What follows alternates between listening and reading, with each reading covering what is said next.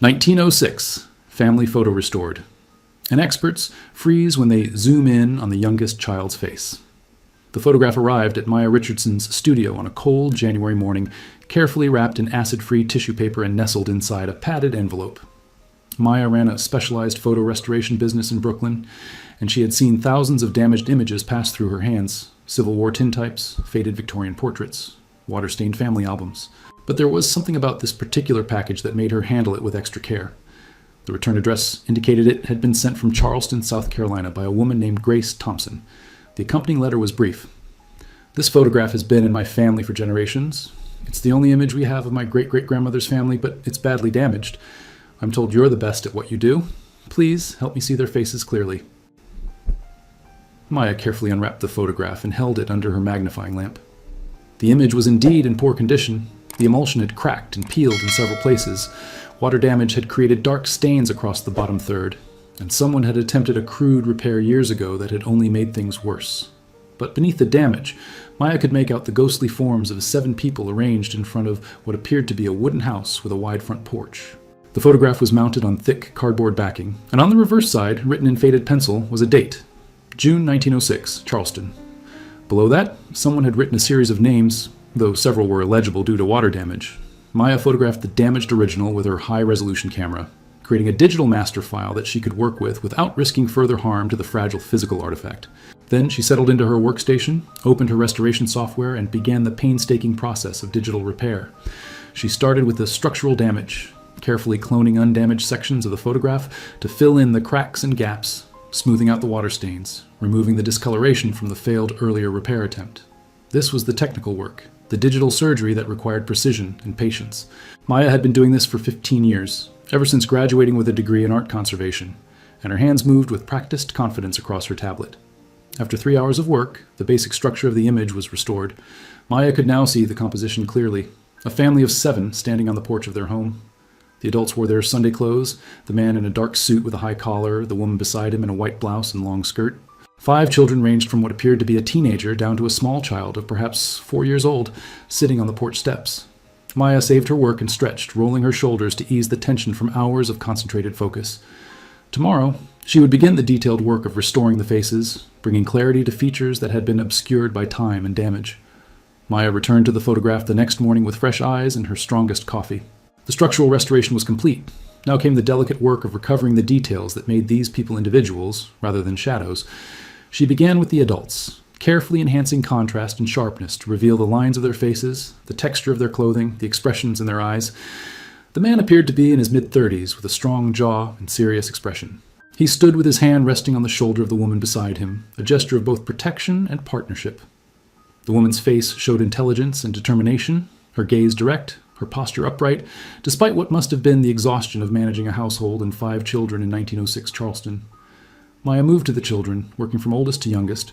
The teenager, a boy of perhaps 15, stood at his father's other side, already nearly as tall as the man. Next came 2 girls who appeared to be around 12 and 10, their hair braided and adorned with white ribbons. Then a boy of about 7, grinning despite the formal occasion, one front tooth missing. Finally, Maya zoomed in on the youngest child, a little girl sitting on the porch steps, her small hands folded in her lap. The damage to this section of the photograph had been particularly severe, with a large water stain obscuring most of her face. Maya worked carefully, layer by layer, removing the discoloration and enhancing the remaining detail. As the child's features began to emerge from beneath the damage, Maya paused. Something about the face seemed unusual. She increased the magnification, focusing on the area around the eyes and forehead. Her breath caught. Even through the remaining grain and imperfection of the old photograph, even accounting for the limitations of 1906 camera technology, what Maya was seeing didn't make sense. The child's face showed characteristics that seemed medically impossible for the era, or rather characteristics that wouldn't be understood or diagnosed for another 50 years. Maya sat back in her chair, her mind racing.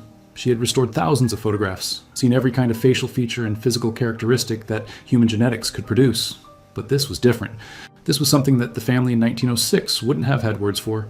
Something that would have made this child stand out in ways both remarkable and potentially dangerous in the segregated South. She picked up her phone and called Dr. James Wright, a colleague who taught medical history at Columbia University. James had helped her before, when historical photographs showed signs of medical conditions, providing context and confirmation for what the images revealed. "James," "I need you to look at something," Maya said when he answered. "I'm working on a photograph from 1906, and I think I'm seeing signs of a genetic condition in a child's face. But if I'm right, this condition wasn't even identified until the 1950s. Dr. James Wright arrived at Maya's studio that afternoon, his curiosity evident. He was a tall man in his 60s, with silver hair and the gentle manner of someone who had spent decades helping students understand the human body and its infinite variations. Maya had the photograph displayed on her large monitor, zoomed in on the child's face. James leaned forward, studying the image carefully. Maya watched his expression change from casual interest to focused attention, then to something like astonishment. "You're seeing what I'm seeing?" Maya asked. James nodded slowly. "If this photograph is authentic and unaltered, and I assume you've verified that, then yes, I'm seeing clear markers of Waardenburg syndrome. Look at the distance between the inner corners of the eyes, what we call dystopia canthorum. And here, do you see this lighter patch in her hair? That would be the characteristic white forelock. But most striking of all," he pointed to the child's eyes, and Maya leaned in closer. "Even through the limitations of the old photograph, even with the remaining imperfections in the restoration, the difference was visible. One eye appeared darker, consistent with the deep brown common in African Americans, but the other eye was distinctly lighter. Not brown, but a pale blue or gray that created a startling contrast.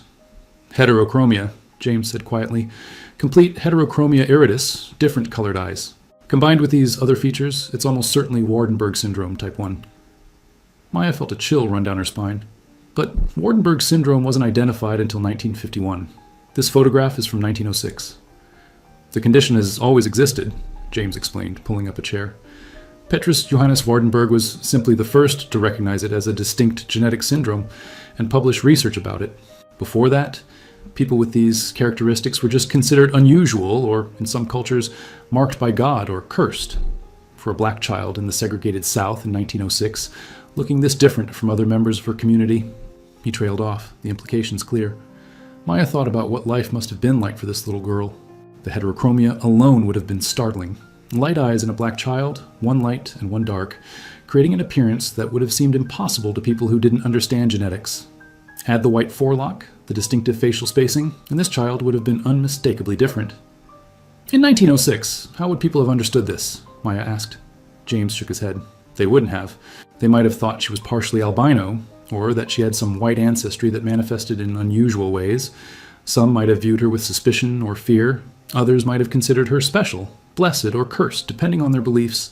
And in Charleston, with its rigid racial hierarchies and segregation laws, a black child who looked different in this particular way." He paused. "It would have been complicated, potentially dangerous." Maya returned to her computer and pulled up the letter from Grace Thompson. "The woman who sent me this photograph said it's of her great-great-grandmother's family. She's trying to learn more about them. Should I tell her what we found?" "Absolutely," James said firmly. "This is part of her family's story.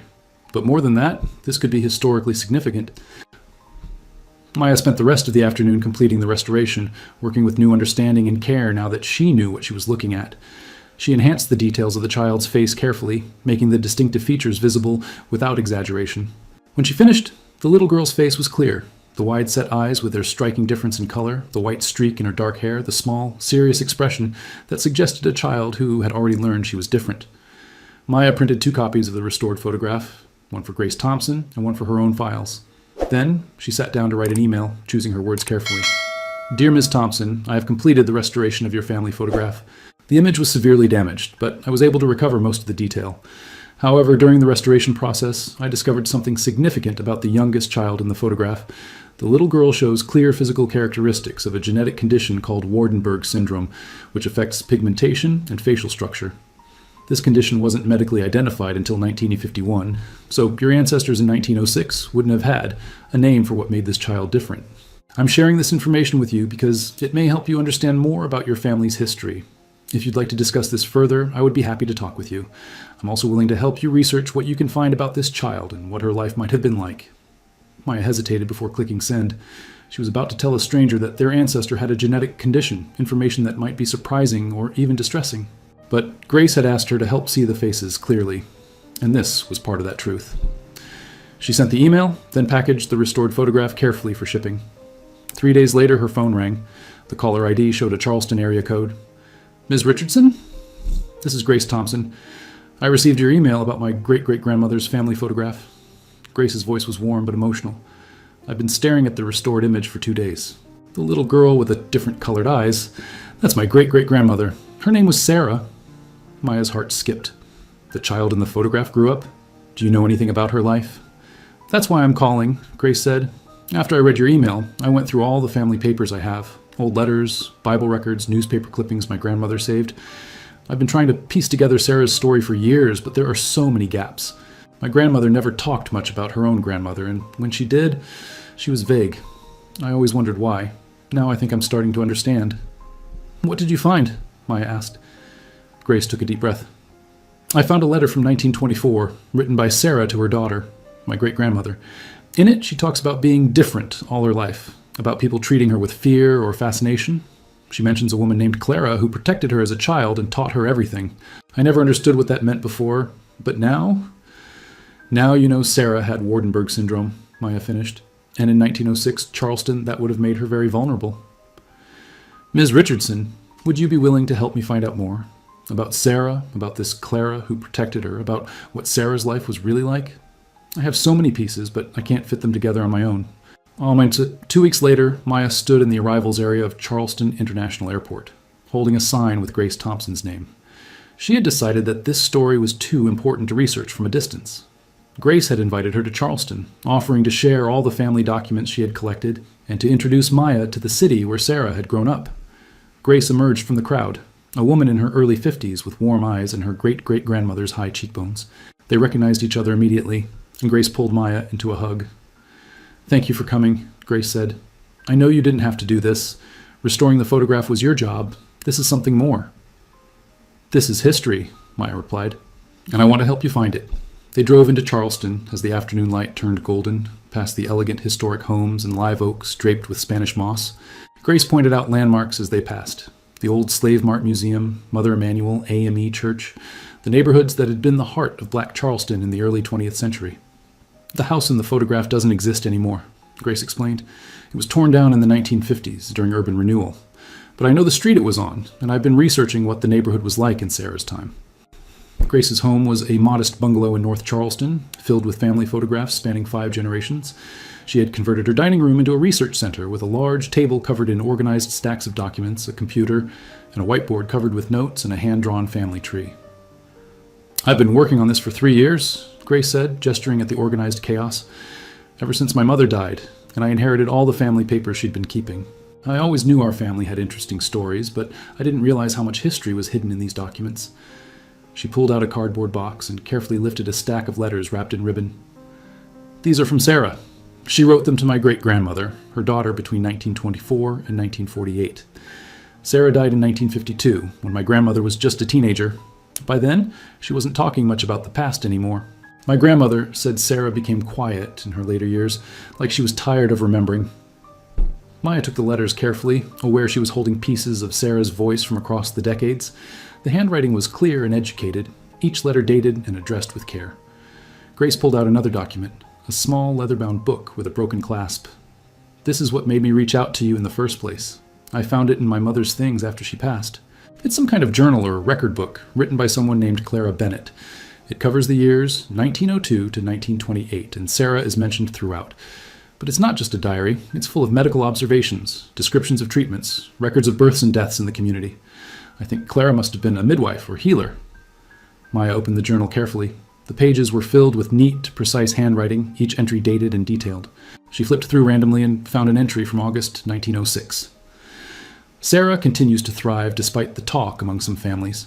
Her eyes and hair make her a curiosity, but she is bright and quick to learn.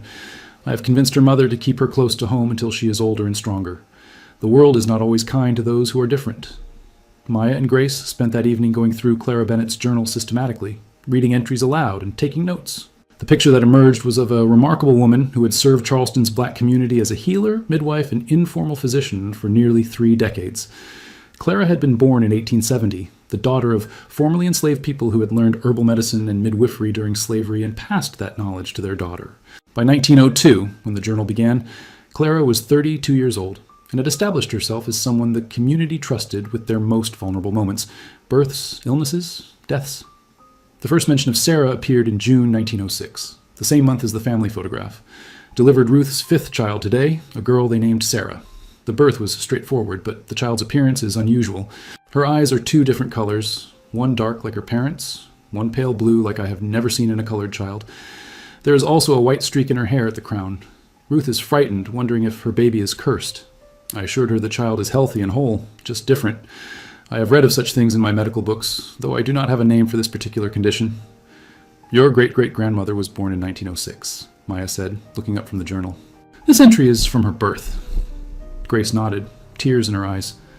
Clara was there from the beginning. She knew what Sarah was facing even as an infant. They continued reading. Clara's entries over the following months showed her watching Sarah's development carefully, noting that the child was meeting all normal milestones, sitting up, crawling, responding to sounds and voices. But Clara also recorded the community's reactions. People are talking about Ruth's unusual child. Some say she is marked by God. Others whisper darker things. I have spoken to several families, trying to educate them, but superstition runs deep. Ruth keeps Sarah mostly at home, which is wise for now, but cannot last forever. By 1908, when Sarah was 2 years old, the entries showed Clara taking a more active role. I have offered to help educate Sarah when she is older. Ruth is grateful, but worried about how people will react if her daughter learns too much. I reminded her that knowledge is the best protection we can give our children, especially children who will face extra scrutiny for being different. Maya noticed a pattern in the entries.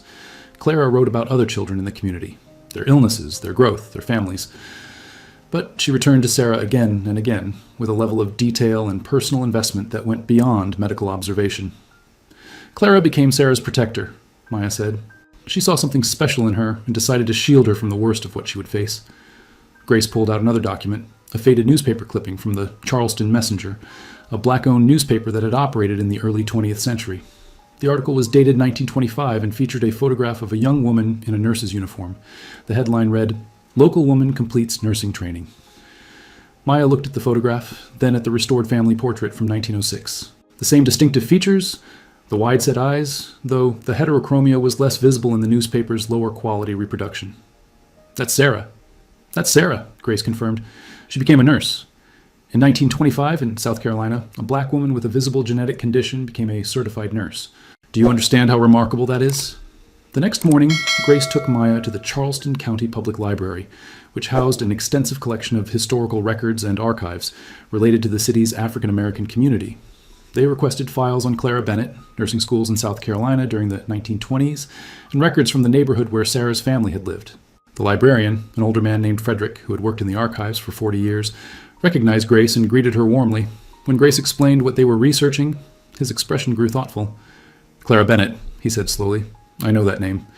My grandmother used to talk about a healer woman named Clara who delivered half the babies in the neighborhood. Said she was the smartest person she ever knew, colored or white, man or woman. Taught herself medicine from books when no school would admit her. He disappeared into the back rooms and returned with several boxes of materials. These are records from the Cannon Street Hospital and Training School for Nurses. It was one of the few institutions in South Carolina that trained black nurses in the 1920s. If your ancestor trained as a nurse, her records might be here. Maya and Grace spent hours going through admission records, training rosters, and graduation lists. Finally, Grace found it. Sarah, admitted, September 1922, sponsored by Clara Bennett, graduated May 1925 with honors. Special commendation for dedication to patient care. Sponsored by Clara Bennett, Maya read aloud. So Clara not only protected and educated Sarah as a child, she made it possible for her to become a nurse. They found more in Clara's journal entries from 1922. Sarah has been accepted to the nursing school. I used every contact and favor I had accumulated over 30 years to make this happen.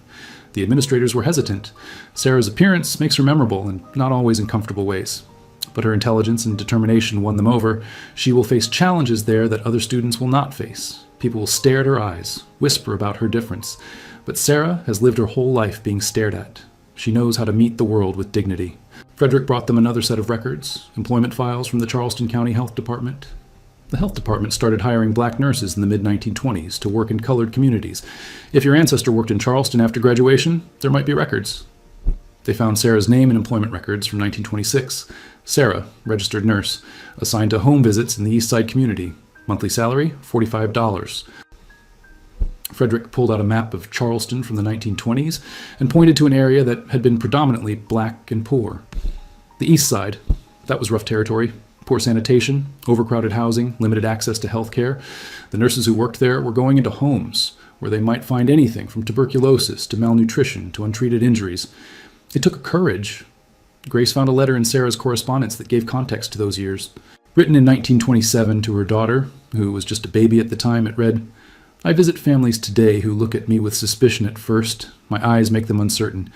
But when I help deliver a healthy baby, or treat a child's fever, or show a mother how to keep her family well, they forget about my difference. They see me as someone who cares. Clara taught me that the best way to overcome prejudice is to be undeniably good at what you do." On their third day in Charleston, Grace took Maya to the cemetery where Sarah was buried. It was a small, well-maintained African-American cemetery on the outskirts of the city, with graves dating back to the late 1800s. Sarah's headstone was simple but carefully engraved. Sarah, 1906, 1952, beloved mother, grandmother, and healer. They stood in silence for a moment. Maya thought about the arc of Sarah's life, born visibly different in a time and place that punished difference, protected and educated by a remarkable woman who saw her potential, trained as a nurse against significant odds, and spending her career caring for the community's most vulnerable members. "I found one more thing," Grace said quietly. She pulled out a small wooden box from her bag. Inside, wrapped in soft cloth, was a tarnished silver pin in the shape of a nurse's cap. This was Sarah's nursing pin from her graduation. My grandmother gave it to me before she died. She said Sarah wore it every day she worked, even after it went out of style. She said it reminded Sarah of what she had overcome to earn it. Maya photographed the pin carefully, adding it to the growing documentation of Sarah's life. As she worked, an elderly woman approached them, walking slowly with a cane. She looked at the headstone, then at Grace. "You're Sarah's family?" the woman asked. Grace nodded. "Her great-great-granddaughter. Did you know her?" "Child, Sarah delivered me," the woman said with a gentle smile. "December 1949. I was born 2 months early, and the doctors at the colored hospital said I wouldn't make it. But Sarah came to our house every day for 6 weeks, checking on me, teaching my mama how to care for a premature baby. She saved my life." The woman's name was Dorothy, and she was 74 years old. She had lived her entire life in Charleston and remembered Sarah's visits to the neighborhood in the late 1940s and early 1950s.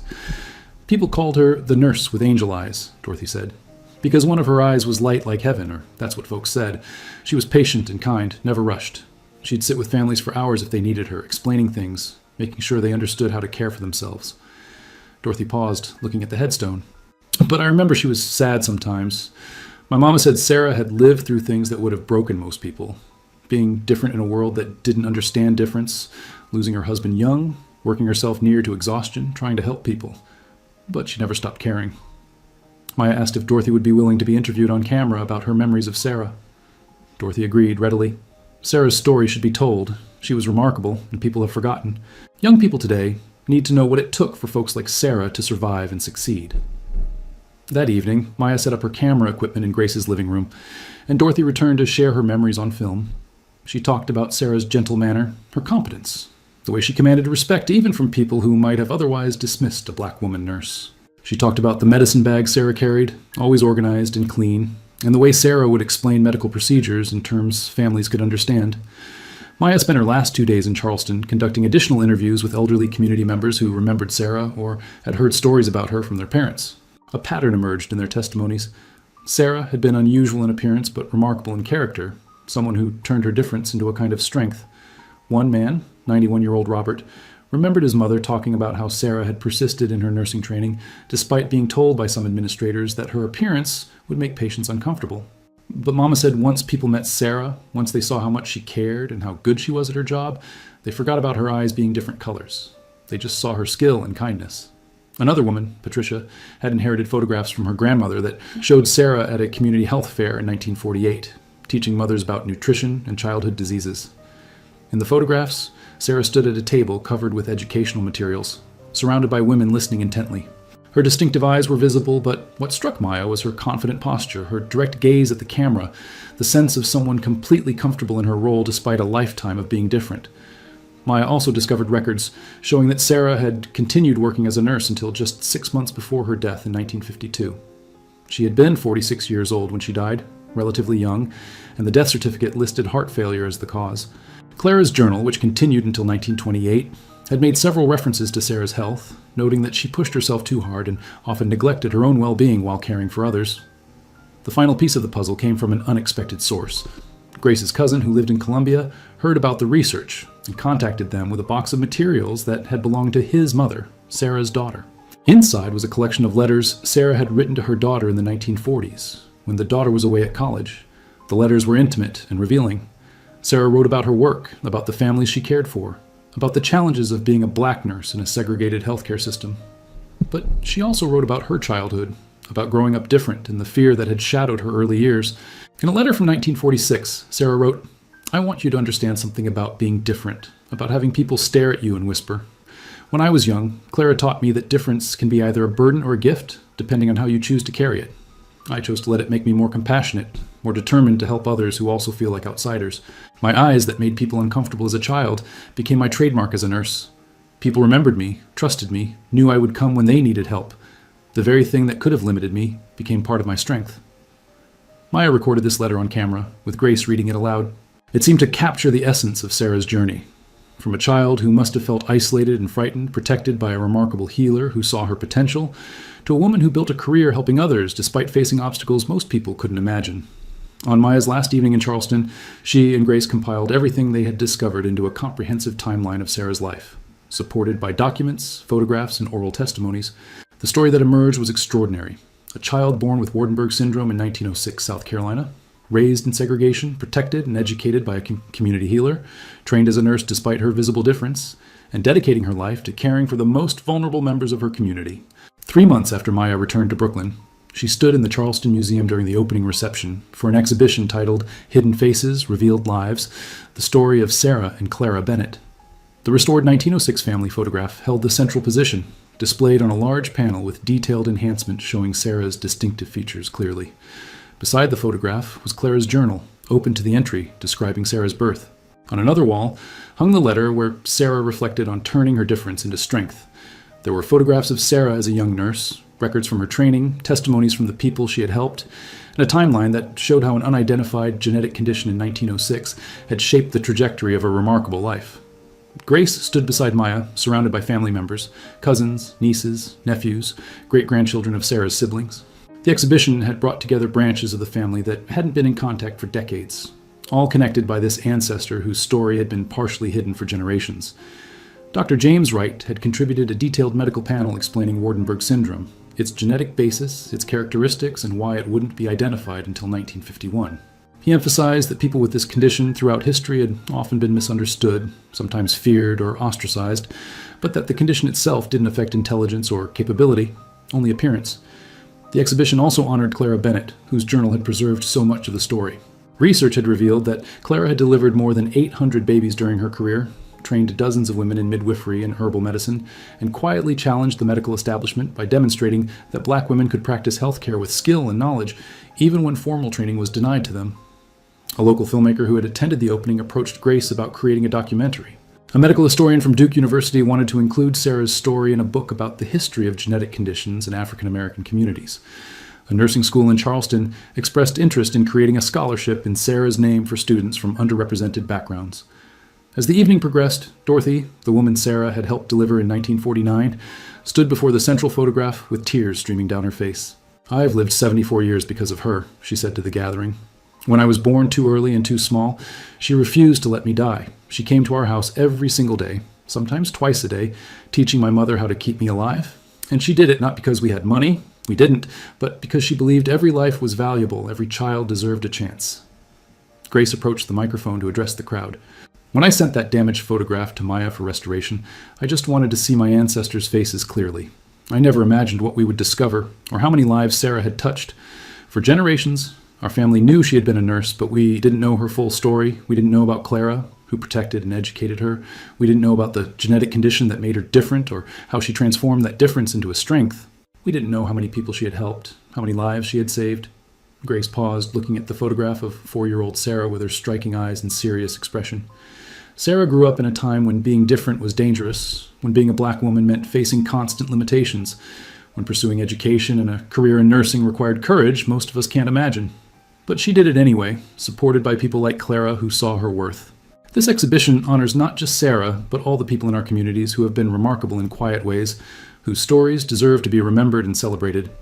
Maya watched as visitors moved through the exhibition, stopping to read the documents, study the photographs, and absorb the story of a woman who had been born different in 1906 and had turned that difference into a lifetime of service.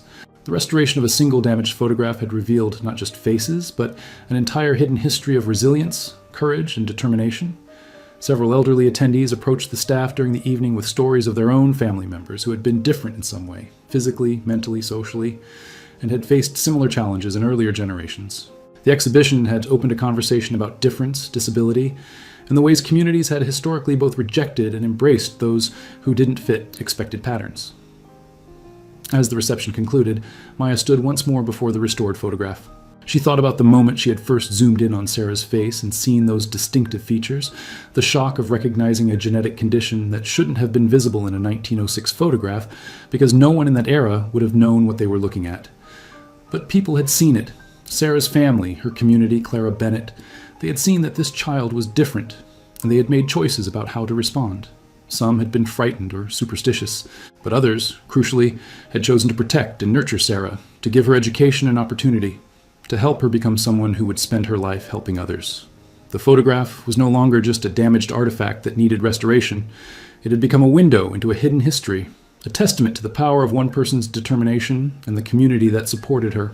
4-year-old Sarah, sitting on those porch steps in 1906 with her different colored eyes and white forelock, had grown into a woman who delivered babies, treated illnesses, saved lives, and earned the respect of everyone who knew her. Her face, frozen in time at age 4, had held a secret that took more than a century to fully understand. But now that secret was revealed, and Sarah's story of difference, determination, and dedicated service would not be forgotten again, Grace approached Maya as the museum began to close. "Thank you," she said simply. "Thank you for seeing what was hidden in that photograph and caring enough to help me find the truth. Sarah deserves to be remembered." Maya embraced her. "Thank you for trusting me with your family's story, and thank you for being willing to share it with the world. There are probably thousands of other people like Sarah, whose stories are hidden in damaged photographs and forgotten documents. Maybe this will inspire others to look more carefully at their own family histories." As Maya flew back to Brooklyn the next day, she thought about the restoration work waiting for her at the studio. Dozens of damaged photographs from families hoping to see their ancestors' faces clearly. She wondered how many other hidden stories were waiting to be discovered, how many other remarkable lives had been partially erased by time, damage, and deliberate forgetting. Sarah's story had started with a badly damaged photograph and ended with a museum exhibition, a community reconnected with its history, and a woman's legacy finally honored. But for Maya, it reinforced something she had always believed, that every photograph was more than just an image. Every photograph was a story, and behind every face was a life that deserved to be seen, understood, and remembered. The photograph of 4-year-old Sarah with her remarkable eyes would continue to hang in the Charleston Museum, visible to generations who would never meet her but could learn from her strength. And somewhere in Charleston, elderly people who had been children when Sarah delivered them or treated their childhood illnesses would tell their grandchildren about the nurse with angel eyes who had refused to let being different stop her from being extraordinary.